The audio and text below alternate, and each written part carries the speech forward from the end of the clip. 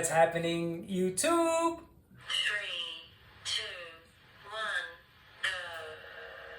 go. Okay, I'm sitting with my lovely Garland partner from Endless Yoga. And so take a look. I'm sitting deep in the Garland pose. My elbows are pushing my knees apart, you see? Then look at my wrist pushing down. So I'm getting a stretch there. I'm sitting deep, so I'm arching my back. My glutes are getting a stretch, hamstrings, ankles, knees. And this is an extended stretch that's so good for me. And so let's get to business. Haha. Don't diet, fix the programming. Number 2. And so I wanted to talk about the programming of breakfast, lunch, and dinner, and the impact that has upon me. And so this goes way back as a child. Breakfast, then lunch, then dinner, and how much I fought against eating. And I can see it clearly now because I wasn't hungry, but I'll get to that later. So then now I have this imposed upon me or programmed into me. And so that rolled over into school. And so breakfast at school, lunch at school, and then dinner at home. And that was the program for many, many years until I got out of high school. And I continued the program because that's the program. The program meant breakfast, lunch, and dinner. Breakfast is breakfast. It's separate from lunch. Lunch is separate from dinner. And dinner is the main meal, the most important meal. Until later on, they said, no, breakfast is the most important meal. And so that changed. All good. I want to talk about the programming. Because the programming over 2 decades, 3 decades, it made me get fat.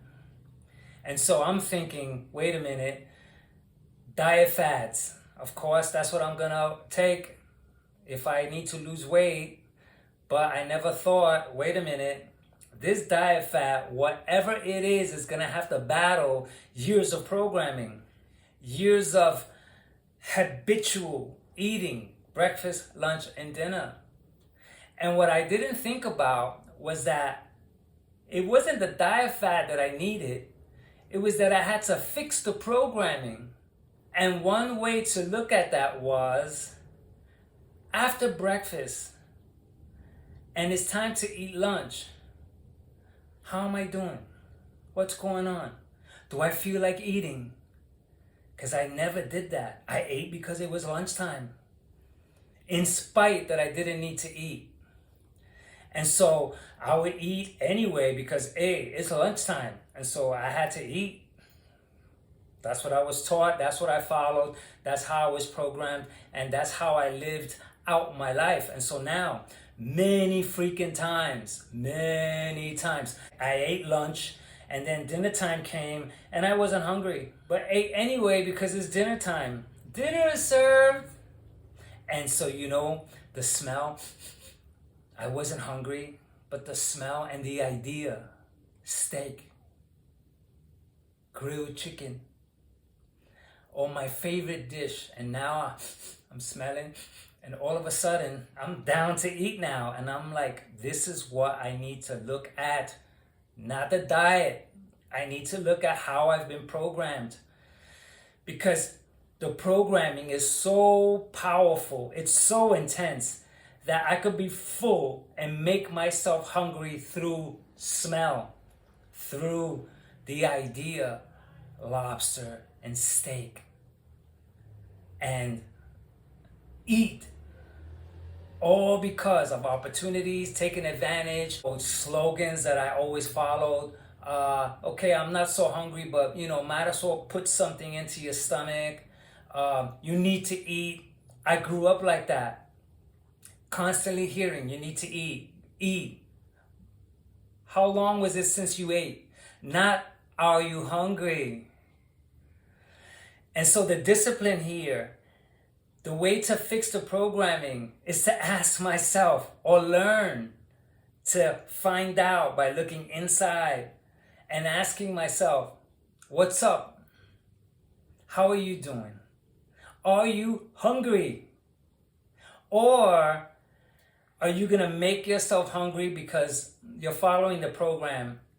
And the programming says it's dinner time or lunchtime or breakfast time. And so you need to eat accordingly because that's the programming. What's going on? You know how many times I woke up and I wasn't hungry but ate because it's breakfast time and I needed to eat something because breakfast is the most important meal of the day. I also found it strange if I woke up and wasn't hungry. I was like, well, what's the matter? You know, I always wake up hungry. It's breakfast time. It never dawned on me, you're not hungry. Your body doesn't need to eat. Go off.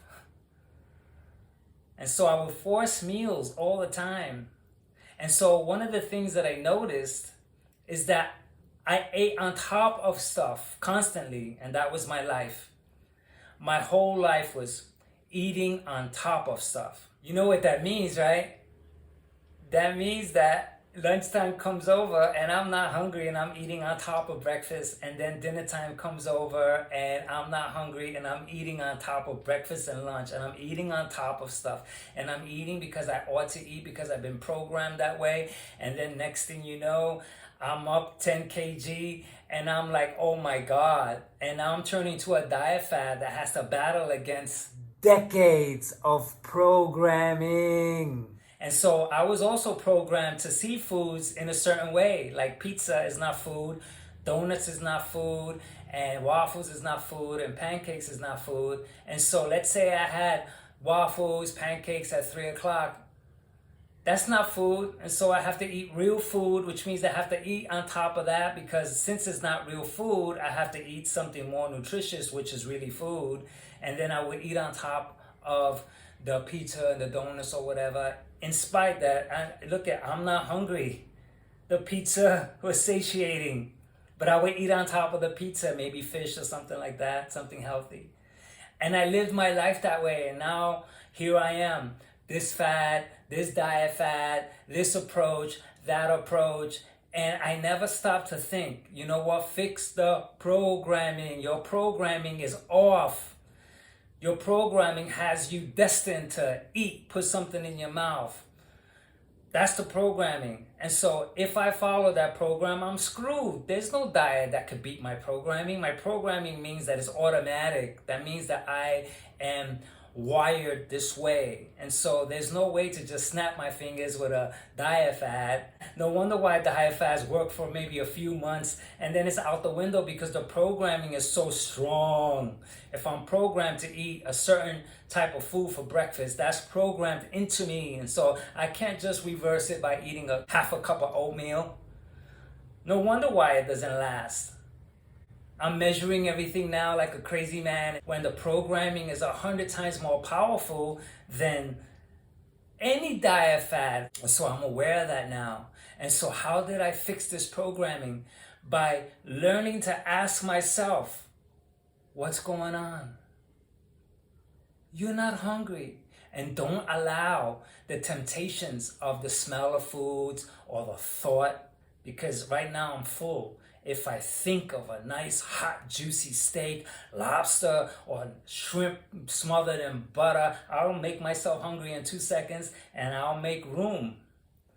I've been stuffed and made room to eat. I don't know how I did it, but I didn't need to eat. And so this eating on top of stuff, that's how I gained weight over the years. There was no way that I was not gonna freaking gain weight the way I was programmed to eat. I got used to it over all those years. And so now I simply look in and I say, hey, Albert, how you doing, man? What's going on? Yeah, I'm feeling snacky. Snack. I feel like I can eat a lot. Okay, I can feel it. I have senses for a reason. I'm using my senses.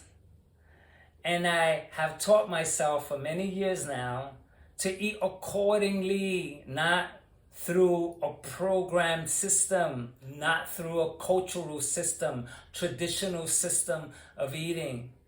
And so since I've taken this position, I ain't gaining weight, baby. I can't, because I'm not eating on top of stuff. I'm not eating programs.